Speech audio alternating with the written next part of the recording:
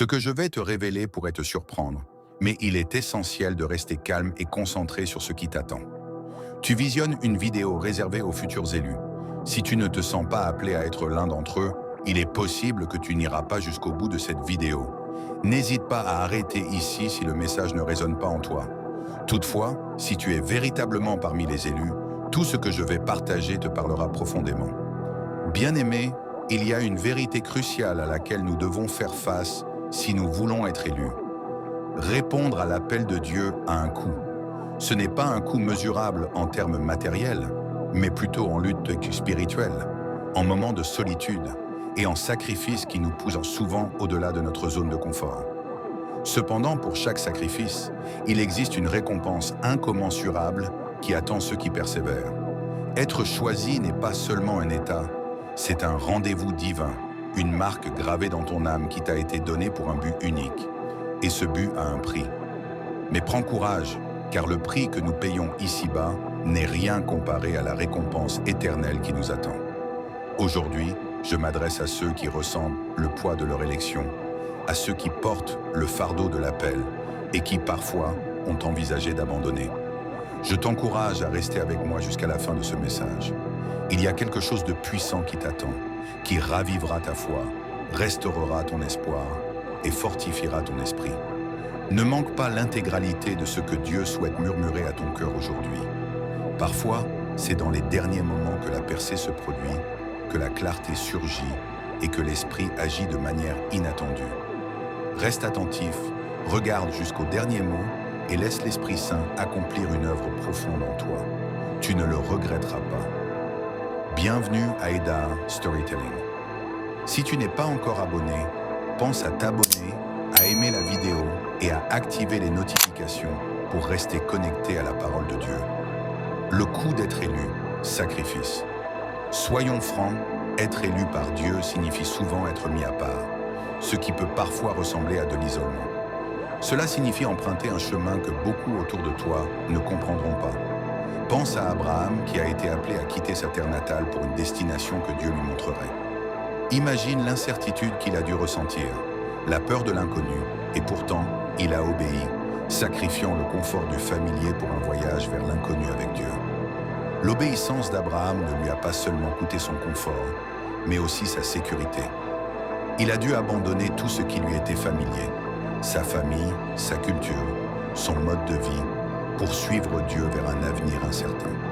Certains d'entre vous ont fait des sacrifices que d'autres ne peuvent comprendre. Vous avez renoncé à des relations, des carrières ou des modes de vie qui vous apportaient autrefois du réconfort, car vous saviez que Dieu vous appelait à quelque chose de plus grand.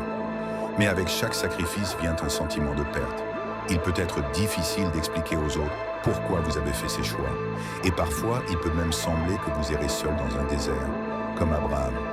Cependant, souviens-toi de ceci. Dieu honore chaque sacrifice fait avec foi. Il voit tes larmes, tes luttes, et il connaît le poids de ce coup. Tu n'es ni abandonné, ni oublié. L'Écriture est claire. Dieu est fidèle envers ceux qui lui sont fidèles. Les sacrifices que tu as faits ne sont pas en vain. Dieu les utilise pour te façonner, pour te préparer à la prochaine étape de ton destin divin. Le sacrifice n'est pas seulement une question de perte, c'est aussi une question de gain. Lorsqu'Abraham a tout quitté, il a reçu la promesse de Dieu. Tout comme Abraham est devenu le père de nations grâce à son obéissance. Dieu a une promesse pour toi, une promesse bien plus grande que le sacrifice que tu fais actuellement. Être élu signifie se retrouver en première ligne de la guerre spirituelle. L'ennemi sait que tu es marqué par Dieu pour un but, et à cause de cela, il fera tout pour te faire dévier. On le voit dans la vie de Joseph, qui a été choisi par Dieu pour diriger une nation. Son parcours a été semé de trahison, de fausses accusations et d'emprisonnement. Il semblait que tout conspirait contre lui. Quand Dieu te choisit, il place une cible sur ton dos, non pour te nuire, mais pour te préparer au combat. La guerre spirituelle n'est pas un signe de l'absence de Dieu, c'est la preuve que tu es sur la bonne voie. L'ennemi ne combat pas ceux qui ne représentent pas une menace pour ses plans. Joseph a été trahi par ses propres frères, faussement accusé par la femme de Potiphar et emprisonné pour un crime qu'il n'avait pas commis. Pourtant, malgré ces épreuves, Joseph n'a jamais perdu sa foi en Dieu. Il savait que les batailles spirituelles qu'il affrontait faisait partie du processus d'être élu. Tu peux te sentir comme Joseph en ce moment. Tu peux avoir l'impression que les batailles que tu affrontes sont trop lourdes à porter, que tes circonstances sont injustes et accablantes. Mais écoute-moi bien, les batailles que tu affrontes ne sont pas la fin de ton histoire. Elles ne sont que la préparation pour l'élévation qui est à venir. Chaque épreuve, chaque difficulté, chaque attaque spirituelle te prépare pour le moment où Dieu t'élèvera. L'histoire de Joseph ne s'est pas terminée en prison. Elle s'est terminée au palais, et il en sera de même pour toi si tu crois. L'ennemi peut essayer de te faire chuter, mais Dieu est fidèle pour te soutenir. Les épreuves te raffinent, façonnent ton caractère et te préparent pour les bénédictions qu'il a en réserve pour toi. C'est pourquoi il est essentiel de rester ferme dans ta foi lorsque les batailles surviennent.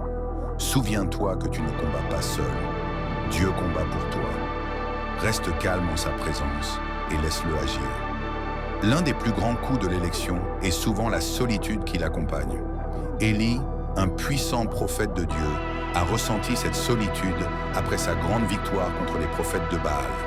Il se retrouva à fuir pour sauver sa vie et cria à Dieu, se sentant comme s'il était le seul à rester fidèle.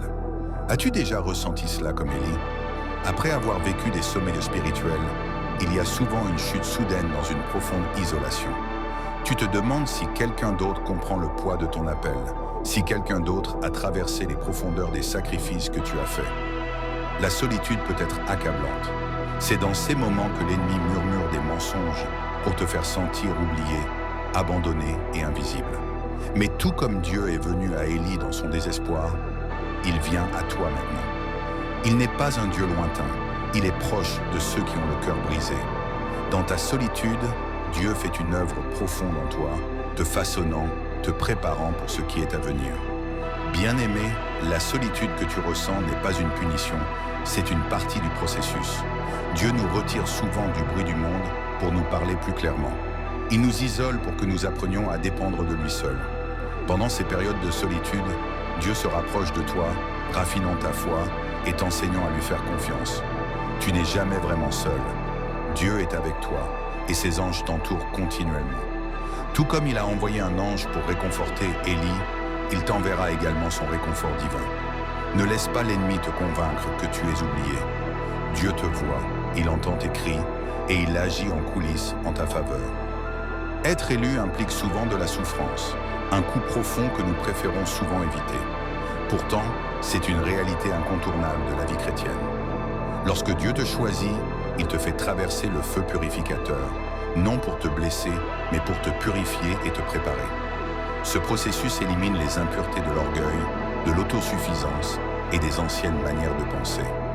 C'est une préparation divine pour que tu puisses recevoir ce que Dieu est sur le point de te confier. Les souffrances que tu traverses ne sont pas là pour te détruire, mais pour te raffiner. Pense alors purifié par le feu, sa beauté révélée par l'intensité des flammes. De même, Dieu permet parfois la souffrance pour révéler la pureté et la force de ta foi. Souviens-toi de Job, un homme intègre et droit, qui a tout perdu, de sa famille à ses biens, en passant par sa santé. Pourtant, dans sa souffrance, il a tenu ferme à sa foi, même quand il ne comprenait pas pourquoi ces choses lui arrivaient. C'est cette persévérance dans la souffrance qui a finalement conduit à sa restauration et à une bénédiction doublée. Les souffrances de Job n'étaient même pas une fin en soi, mais un moyen pour Dieu de manifester sa gloire. La souffrance n'est jamais facile, mais elle produit en nous une persévérance, un caractère et une espérance qui ne peuvent être obtenus par aucun autre moyen. Si tu traverses une saison de souffrance, sache que Dieu est avec toi, qu'il te soutient et qu'il te conduira à travers ce feu avec sa grâce. La souffrance, aussi difficile soit-elle, est souvent l'outil de Dieu pour nous transformer à l'image de son Fils. Lorsque tu regardes à Jésus, qui a souffert la plus grande douleur imaginable pour toi, tu vois que ta souffrance a un but, une signification. Elle te rapproche de lui, te rend plus dépendant de sa force et te prépare à être utilisé par lui de manière puissante. Après tout cela, il est important de se rappeler que l'élection vient également avec des bénédictions incomparables. Oui, il y a un coût, mais il y a aussi une récompense. Dans la parabole des talents, ceux qui ont été fidèles avec ce que Dieu leur a confié ont été grandement récompensés. Ils ont été invités à entrer dans la joie de leur maître, à partager son bonheur. Dieu n'oublie pas les sacrifices que tu fais pour lui. Il a promis qu'il y aurait une récompense pour ceux qui persévèrent.